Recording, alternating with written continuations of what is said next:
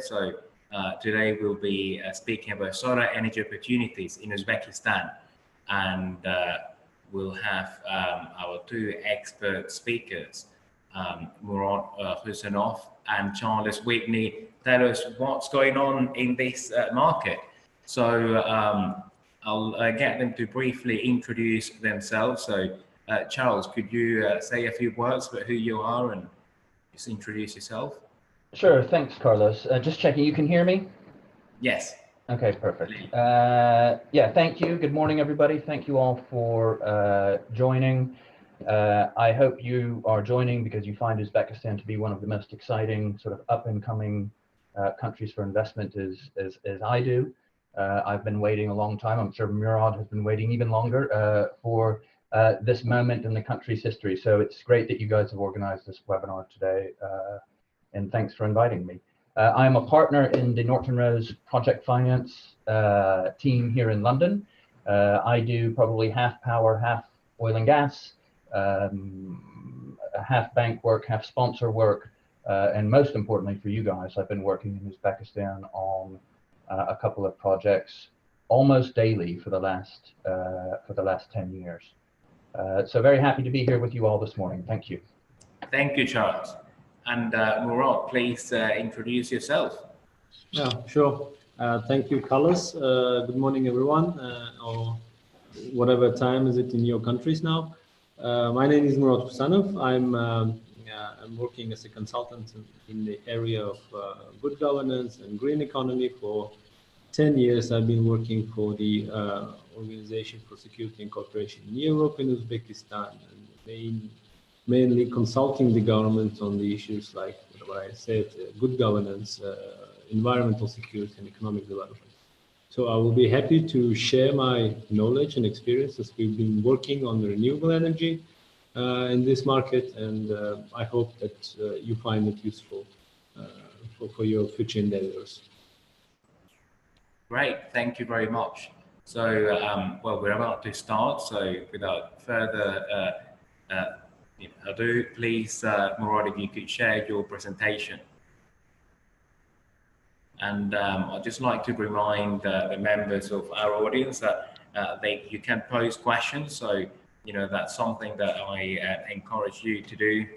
This is your chance to ask the questions that you've always wanted answered on Uzbekistan. So there is a Q&A box at the bottom of your toolbar, and please pose your questions there. And also we have a tradition, within these webinars that we post where we're joining from. So I'm here with my colleague Araceli, who you can't see, but she is here with me in the webinar room from Madrid.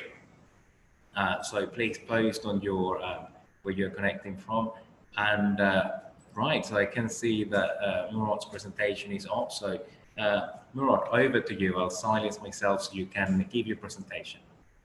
No, thank you. I just want to make sure that you can see this presentation. Can you give me a second? Okay, thank you. And let me start my presentation. I introduced myself, and as I said, we've been working in Uzbekistan, and I'm witnessing now tremendous changes in the government, tremendous changes in how government perceives investors. The government is now working hard to get more investors, especially in the area of energy and in mining sector. And but still some challenges. There are some challenges that both on the governance level, on the infrastructure level. I hope I can, within 15 minutes, I will be able to tell you in brief about what's going on in this market. So, what is Uzbekistan? Uzbekistan is 33 million inhabitants. We have in Uzbekistan it's one of two world's landlocked countries, surrounded by 5 countries. Uzbekistan borders with 4 Central Asian states, sometimes within difficult borderlines, etc. So, but talking about economy, The economy of Uzbekistan is very much resource-based, mostly depends on fossil fuel exports, agriculture production. You can see the figures. GDP growth rate is around 5%. It's been declining due to the currency depreciation, but it's another topic. So very literacy rate is very high, but urbanization is not, let's say, not as average in the world. So it means that most of the people live in rural areas and spread out across the country. Talking about the reforms, what I must say, Uzbekistan's government now is setting up agenda and prioritizing in increasing its image, increasing its ranking, first of all. And it's now working hard on doing business and see the areas where it can improve in doing business ranking. The improvements so far are slight, I would say, not tremendous. The country was gaining sort of slight scores within this 2 years of the new government. The corruption perception index, the problems in the corruption, you can see the rank, Transparency International rank. If you open it, Uzbekistan placed 158 among 180 countries, which is not very high. It means that there is problems in this area. And just recently, the country got improved in its credit risk ranked by OECD from 6 to 5, means whatever it means. So if we're talking about energy in Uzbekistan, you can see some graphs I prepared for you, and the energy consumption per capita is not very high. Means it was declining contrary to the average what was happening on the world. So there are some problems, especially in the rural areas, what I was saying, where majority of people live. Some blackouts, cuts, and the energy supplies are not stable. Also, the electrification rate is nearly 100%. It's about 95, 96%. But the energy supplies are not very high. And there is a high dependence on fossil fuels and energy. You can see some diagrams that in the diagrams that the majority of thermal plants depend on the gas, which represents 66%, and 90%, 19% is on coal, and some small 12% on big and small hydro plants. So the industry represents the biggest consumer in the market, which consumes around 41% of the energy, and 24% is the residential area, and 20% is agriculture. And driven by the industry and export-led growth pursued under the Uzbekistan Development Vision 2030, the government, of course, intends to further continue the policy of improving the energy supplies. So, as I said, the position of Uzbekistan is very interesting in the whole sense. It's a part of so-called Central Asian power system that was built during the Soviet era, when there was one country without any borders, and the electrification of all Central Asian countries was done in a way that can move the energy back and forth, depends on the demand. It was demand-driven, so you can see that the main lines go through the so-called the area where nowadays bigger hydropower plants was planned during the Soviet era in Kyrgyzstan and in Tajikistan, So the plan was that the massive energy amounts from these two countries would supply to further to the other states, which nowadays creates tensions between the countries because countries tend to drive their own independent policies in terms of energy, but this kind of bounded or kind of the unified system sometimes creates the situation when the countries need to deal with each other. It's not always as easy as it may sound. What about Uzbekistan's own energy? We might say there are some challenges in the country. First of all, it's the low efficiency of the thermal power plants. They all run on steam turbine technology, which shows average efficiency amount of 33%, and the assets conditions are very poor. I mean, if you look at the thermal power plants, they are in average 40 or 50 years old and very insufficiently maintained, of course. And the location of power assets, I mean, the 70% of power generation occurs north, also due to, I mean, it was, as I said, it was built during the Soviet times and was pursuing the goal of central electrification of the whole Central Asian region, whereas now there's a big demand in the south, and the transportation of energy from north to south is also uneasy task because of these. The second point I want to say is the low efficiency of power transmission lines. They also, in average, as you can see in the table, average age of 500 kilowatt power lines is 28 years, and 220 is 30 years, and etc.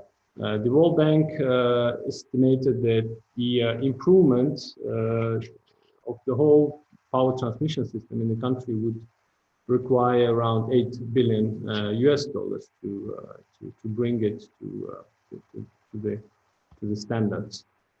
And another problem, what I see is subsidies. It's heavy subsidies of the energy market by the government.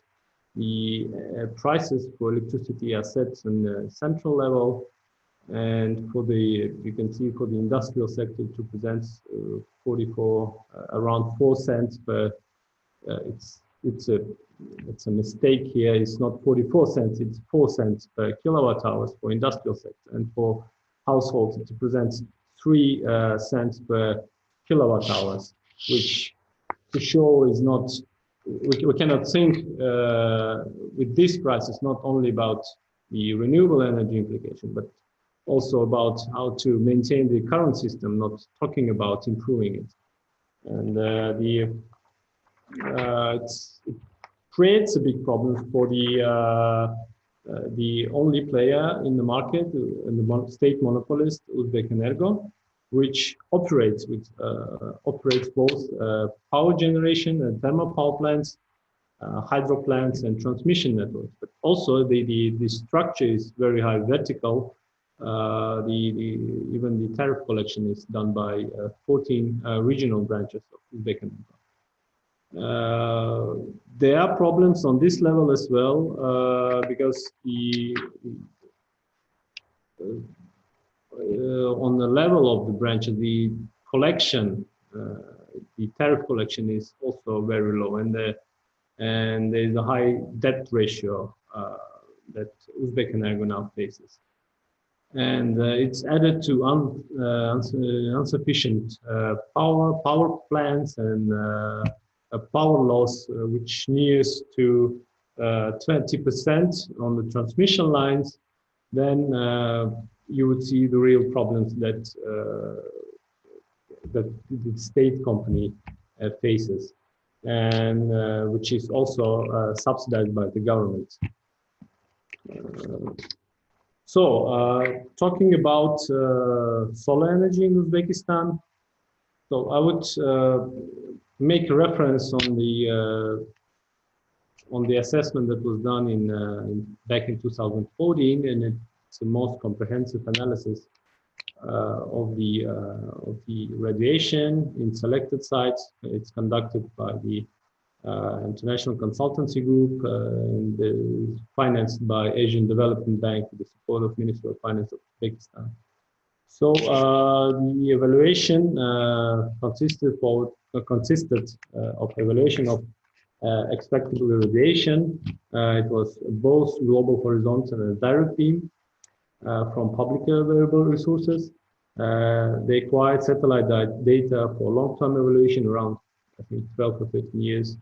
And the sixth area, they installed automatic weather stations and adjusted all the data with those stations. So what figures, I mean, let's look at the areas they were making the analysis. It's Dagbik in Samarkand region, Parkent near Tashkent, and Karmana is in Navoy region. Guzar, Kashkadarya, Sharaba, Surkhandarya, and Papri Naman. You can see all the spots on the map. So what were the main figures taken from the measured on the ground? You can see all the figures here. This is monthly irradiation. It's a DNAR for all the regions. And then you have daily irradiation data for these sites, both global horizontal and DNI. And satellite data for the site. So this is done, as I said, for 13 years data. So if you talk about annual GHI, and you can compare it to some other data sets from NASA, for instance, which shows the range of from 1550 to 1970 kilowatt hours per square meter, whereas the more detailed analysis and more comprehensive analysis showed 1650 to 1845 kilowatt hours per square meter, which is normal. I wouldn't say it's big, because what we know is that the normal is around 2000, right? It's around 1900 and 2000 to be efficient enough to produce solar energy. So for data for the DNI, so talking about regulation, here we have also some problems. There is a presidential decree of 26th of May 2017 on intensifying the renewable energy development, and the state program was adopted back in 2017. So according to the state program, I have some figures here. The annual generation of the energy from renewable energies in total should reach to 6,000 megawatt, contrary to 1900 what we have today. And the solar energy represents here, it's 500 megawatts. There is a plan until 2025 to reach 500 megawatt solar power energy generated by the solar power. As for the concrete, sort of concrete plans, I would say there is 3 sites identified where the government sees and will seek for investors. It's Samarkand region, 100 megawatt, Navoy and Sharabat. It's a regions where this analysis by the ADB were conducted. The government plans to invest invest in these plants with funds of reconstruction and development, and with own funds of the of Uzbekenergo, where, for instance, it varies where it seeks the involvement of foreign investors from 32 to 47%, which means they're not really probably ready to hand over the ownership of the project. So, and that also represents some picture where the tariff collection, or what the government sees as the tariff for renewable energy, is not really transparent, is not clear. I mean, they don't even know themselves what will be the feed-in tariff, for instance, for such a plant. We have some economic data for one of the sites in Sherabat, for instance. It's for 100 megawatts of solar of PV plant. The production of the energy would be 222 gigawatt hours per year, and there were calculations that with the current prices, without introducing feed-in tariffs, it would be difficult to make it economically viable project. And projects in perspective in Uzbekistan, we know that Sky Power declared that they will invest in 1 gigawatt power plant in several regions: Tashkent, Samarkand, Navoy, Jizakh, Turkhandarya, and Kashkadarya. We don't know the concrete plans, whether it will be the different smaller stations, or there will be a bigger stations in each of the region. We don't have any more information, despite the declarations by the government and the Sky Power, despite the except of signed agreement to go for it. So the economic model is a long-term PPA agreement with Uzbekenergo, and we still don't know the expected start when they will start, and there is no time. So this information was not shared. So talking about the project on the ADB loan, when there was the plan to establish 100 megawatts power plant in Samarkand region, based on the calculation that they did.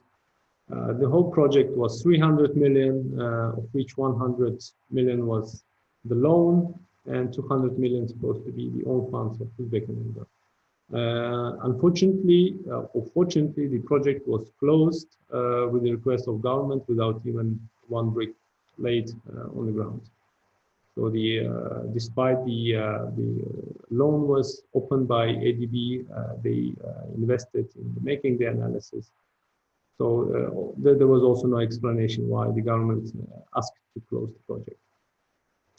As for other agreements, I would state that there is a Uzatom and Rosatom agreement to install a 2.4 gigawatt total capacity nuclear station that includes 2 reactors.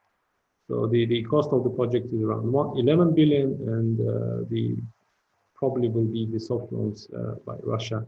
And the 2 reactors expected to start in 2028. Now there is a process of the feasibility study of the project. So the regulation, getting back to the regulation, Charles probably would tell you a bit more about the legal practices in Uzbekistan, or the problems or the challenges in legal practices.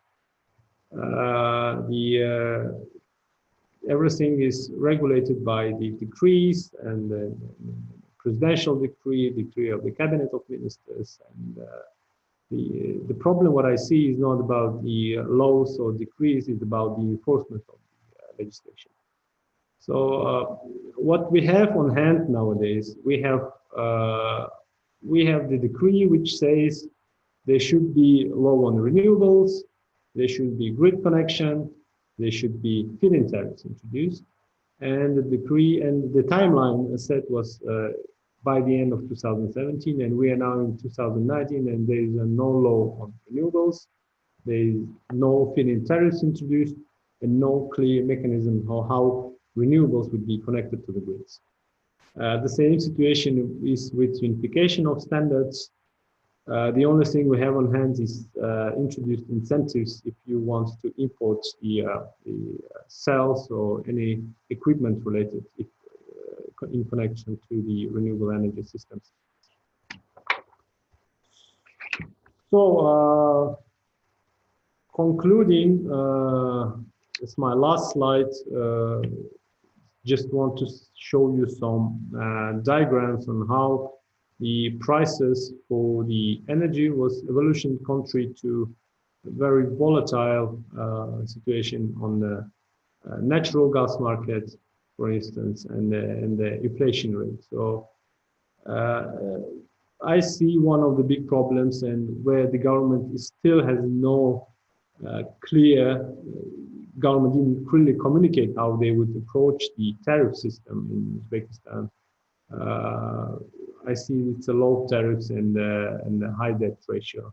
The country underwent depreciation of the currency. It was, I mean, when they decided to eliminate both black market by adjusting the currency to the black market rates, you can see this depreciation on the graph, and it was not reflected on the price, for instance.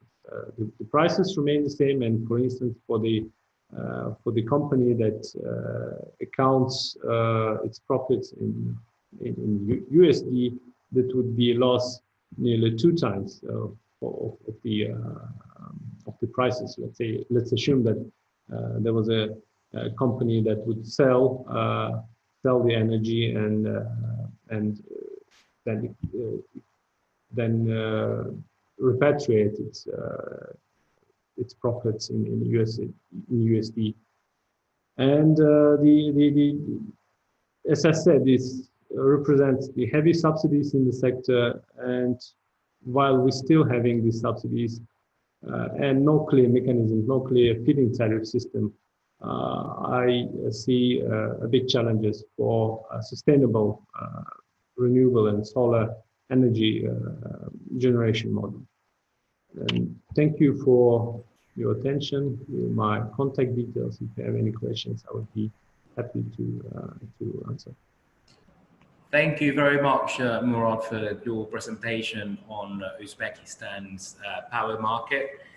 And you know, we have a couple of questions already in the Q&A box, which we'll return to after Charles has given his presentation. So next up, we have Charles Whitney presenting, and we just wait until he shares his screen. And I encourage all of you to post your questions on the Uzbekistan's solar market.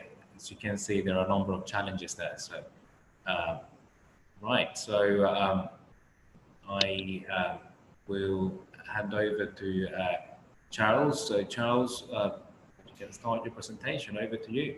Thanks, Carlos. You can see my slides, yeah? Great, thank you. Thanks, Murad. I thought that was very interesting. I threw a question out to you, and apologies in advance for not warning you that I was going to ask you that question. But I thought, I just wanted to make sure that I understood what you said correctly, because no doubt that will be something that people will want to focus on, is you know, how the project companies will be owned, and the equity will be split between foreign investors and Uzbekenergo.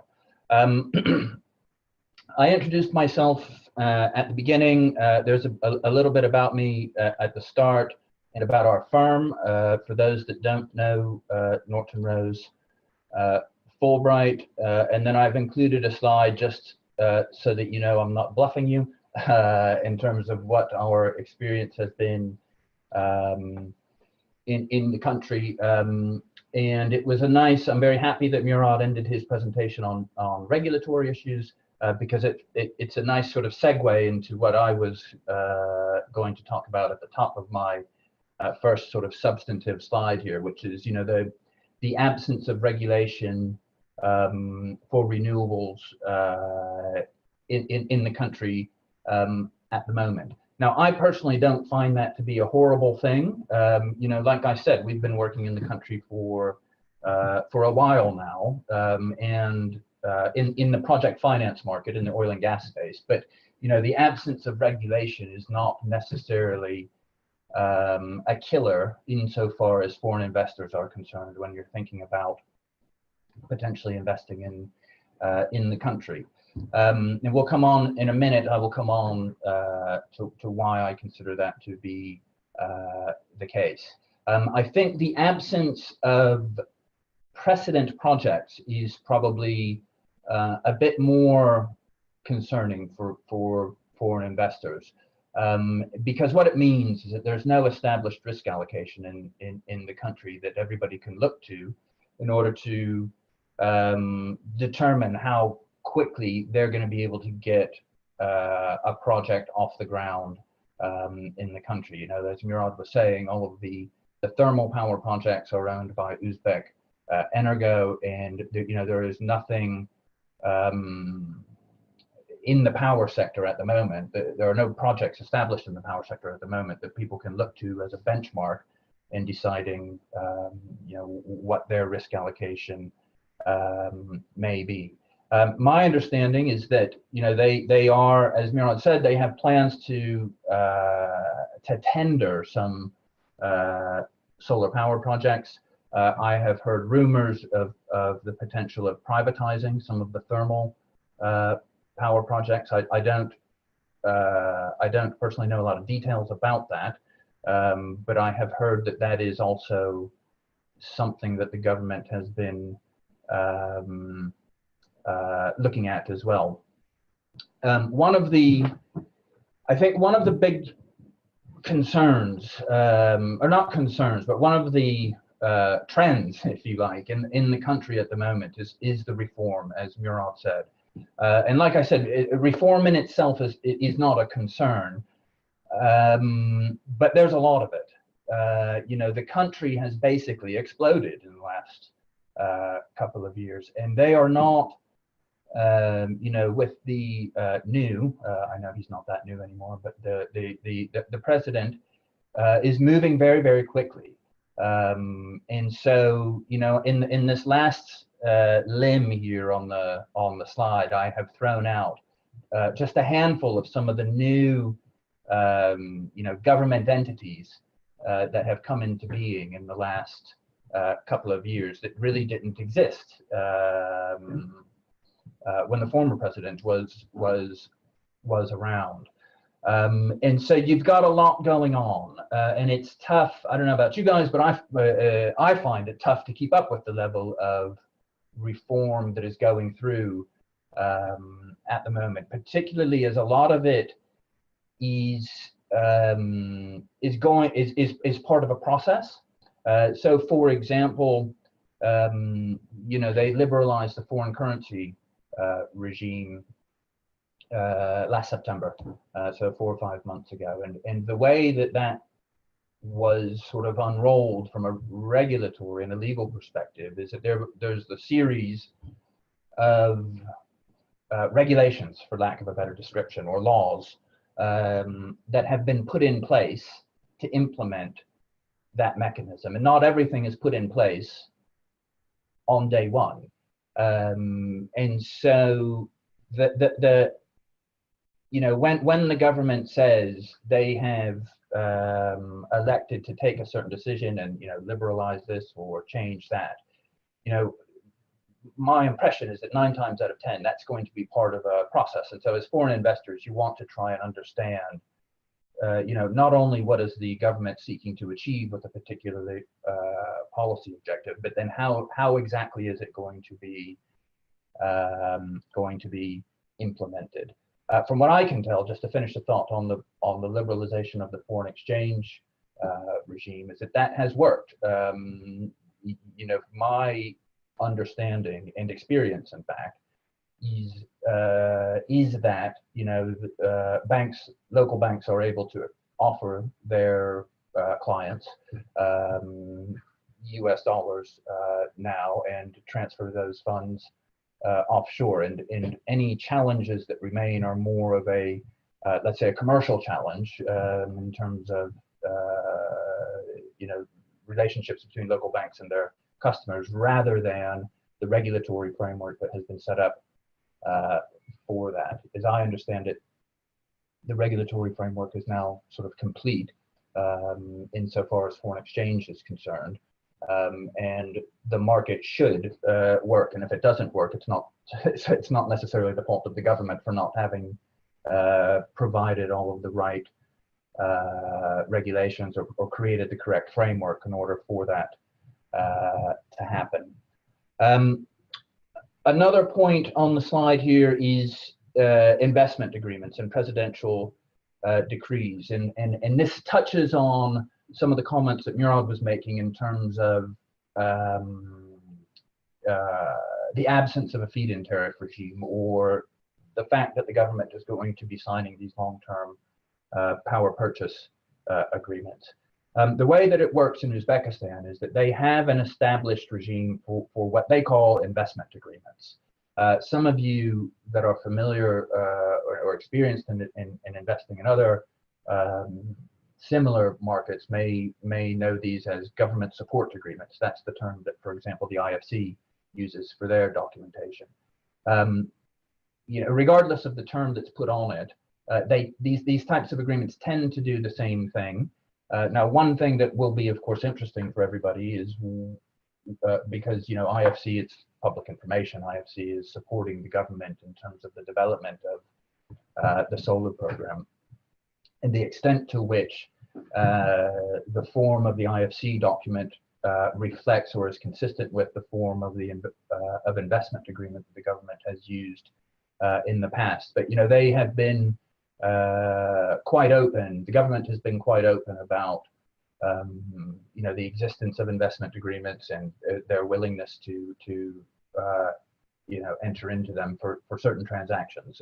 Now, whether they decide to do that for the solar regime or not, we'll just have to wait and see. And like I said, if they do decide to do that, you know, the extent to which it, or how it compares necessarily with what investors have seen in other jurisdictions, we'll have to wait and see. Certainly the investment agreements that I have seen and advised on have been let's say bankable. You know, they are not you know, 2 pages long and written in very vague terms. I have found them to be quite sophisticated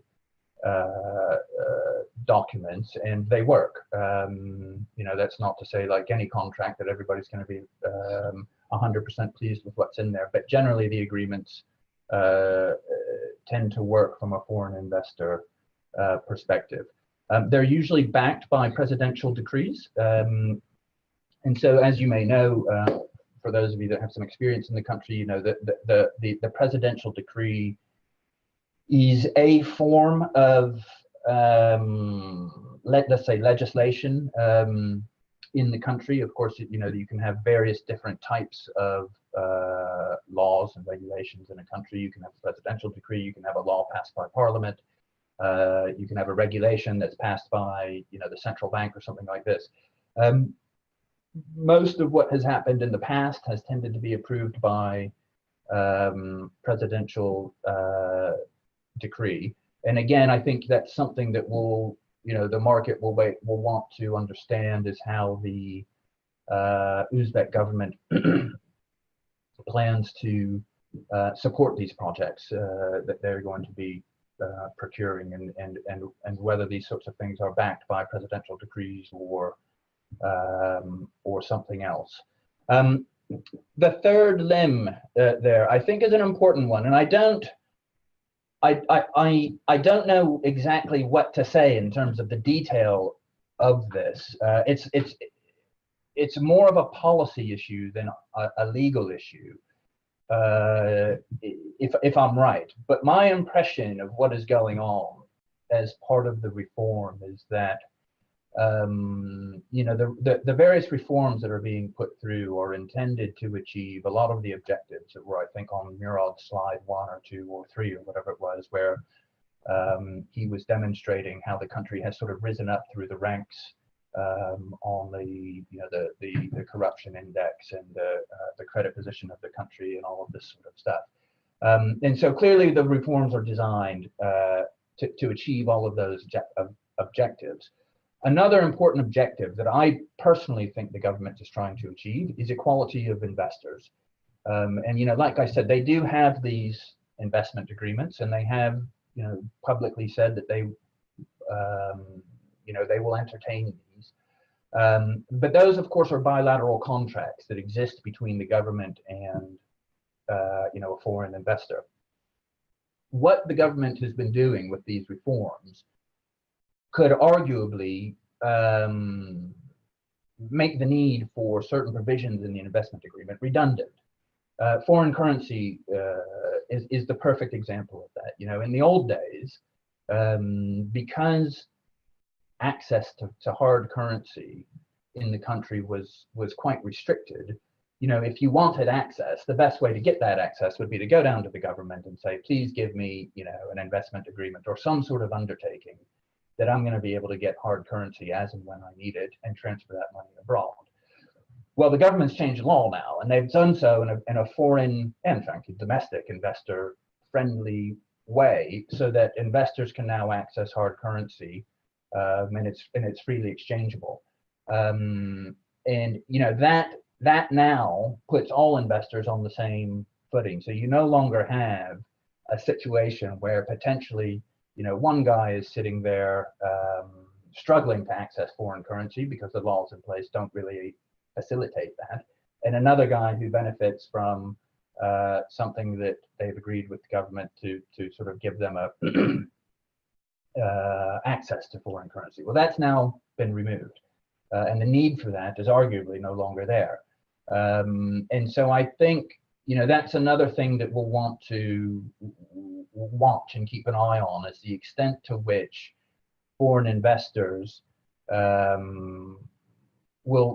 the extent to which the government will seek to move foreign investors away from a position where, okay, guys, you've got your power purchase agreement and all of your rights are established in the four corners of that document, and maybe or maybe not you've got an investment agreement or a government support agreement or whatever it's called, and that is your deal. Moving them from that position over towards a position where there is less of that. You know, of course, you're going to have a power purchase agreement and you know, a bilateral contract of some sort with the government, but it may be a little bit lighter today than it was yesterday because of the reforms that are being put in place. Some of the common concerns that we've seen, I've listed a few there: foreign investment protection in terms of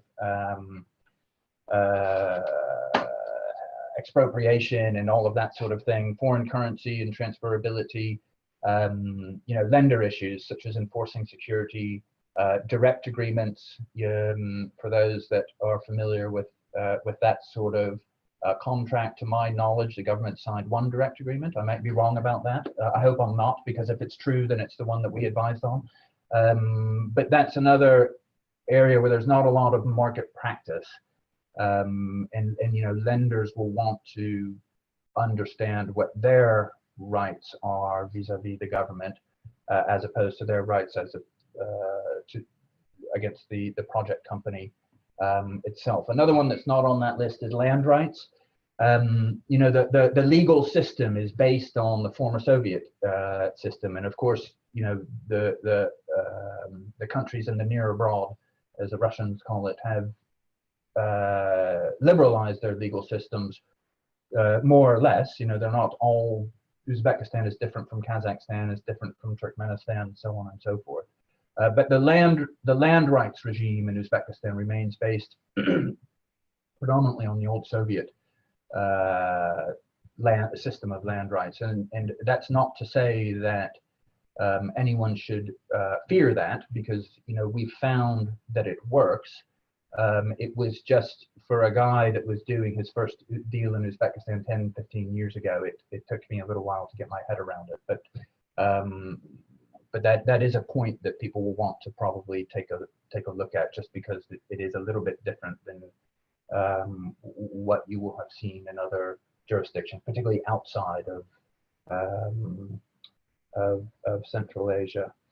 And I think I'll end here. The takeaways, like I said, and Murad has said, the legal regime, they're going through a transitional period at the moment. You guys got to be flexible and anticipate the pace of a transaction. Keep an eye on how decisions are made, because decision making in Uzbekistan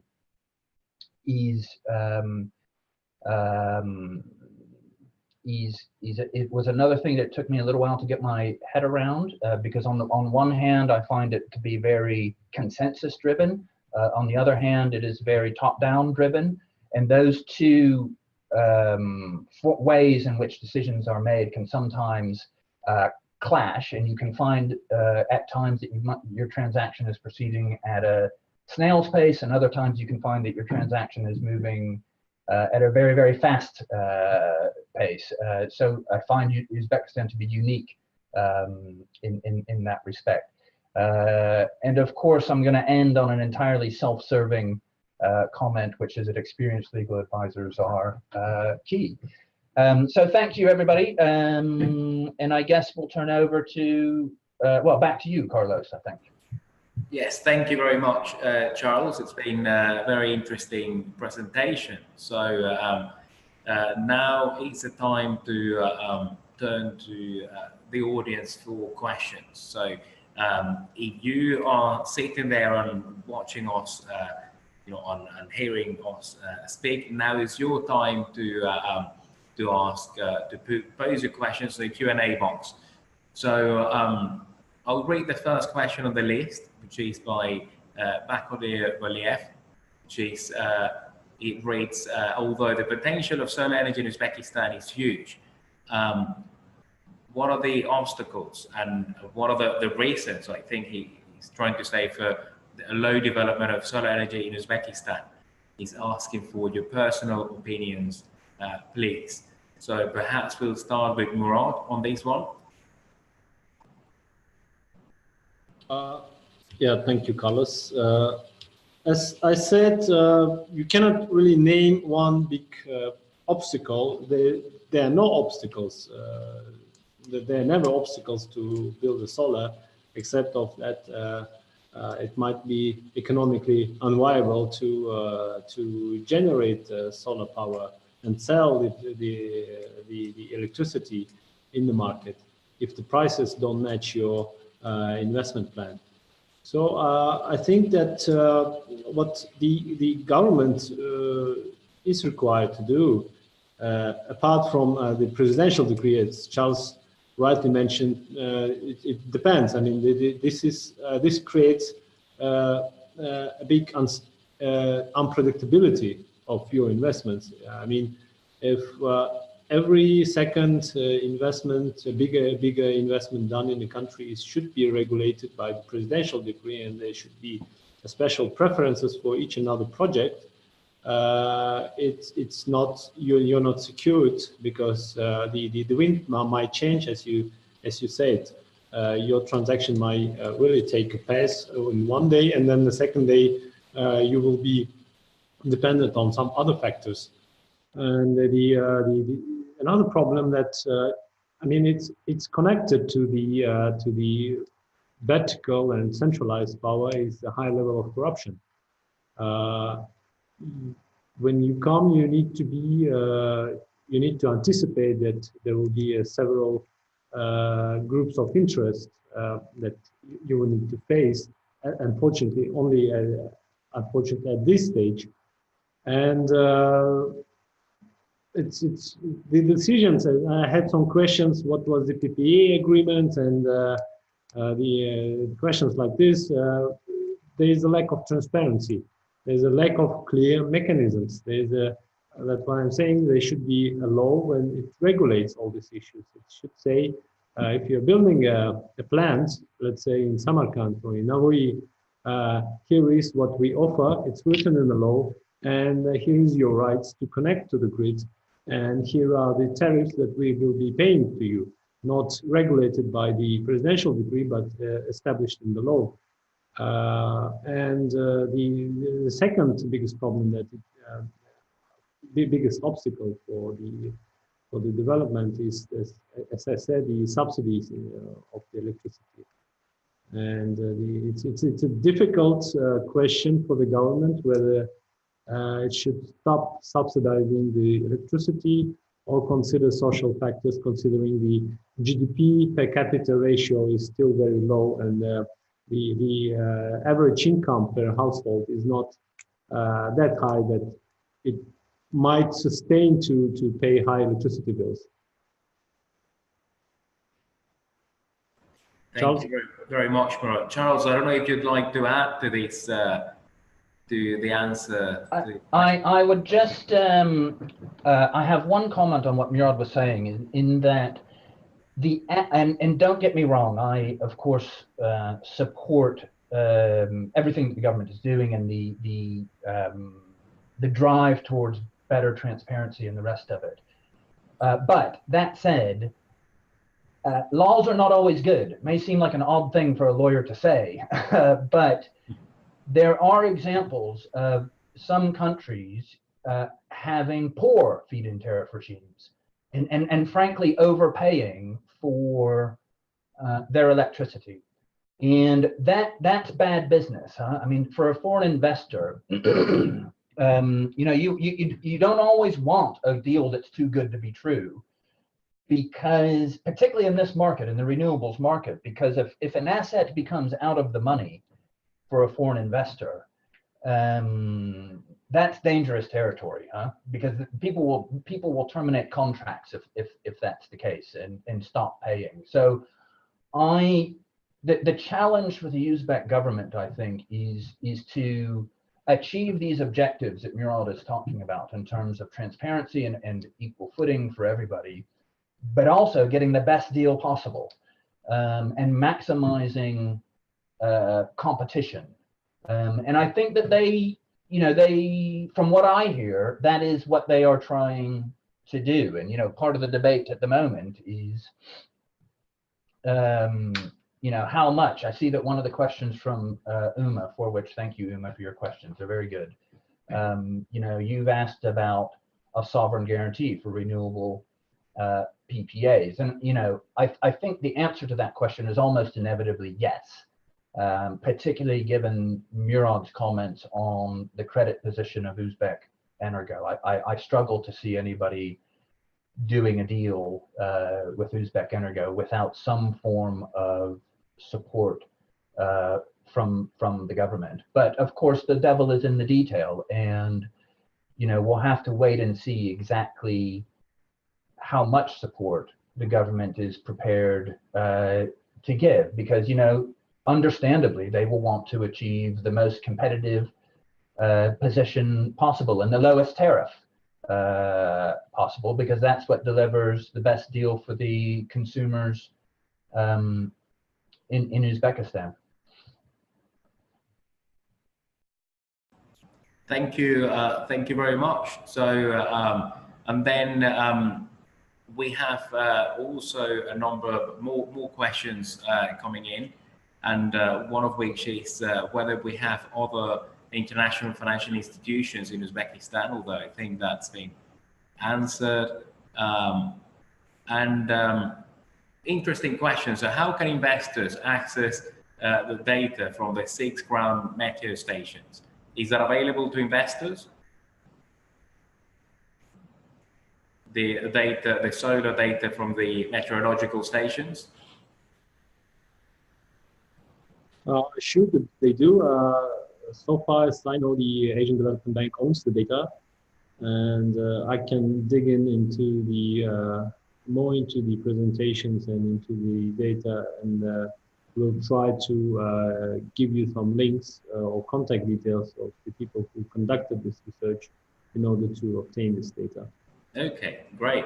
So, well, the person who asked the question from Jura Energy, write to Murad, and he will send you the reports from the Asian Development Bank who have where the data is presented. So that question has been answered. Also, there is one question as to whether there is a roadmap prepared by the government of Uzbekistan for solar PV installations for the next 3 or 4 years. Based on what I've seen on your presentations, there is kind of like expectations of installations for the next few years. But is there an official roadmap? Yes, indeed. The decree that I referred to is followed up with the roadmap until 2025. And in my presentation, you might see the concrete projects where they see. And the roadmap, I would tell you now, includes the 810 projects in total in the energy sector and 3 PV stations in Samarkand and Navoi and Surkhandarya regions. And getting back to the question of Charles in this connection, I don't know whether they have clear idea how they would what the share in the joint venture they would offer to the foreign investors, but coming from the practice that was to the date, I think it will be a minority equity in the project. That's what the deal they. I'm afraid they are still not ready to give away the power, and that also represents the problem. Despite the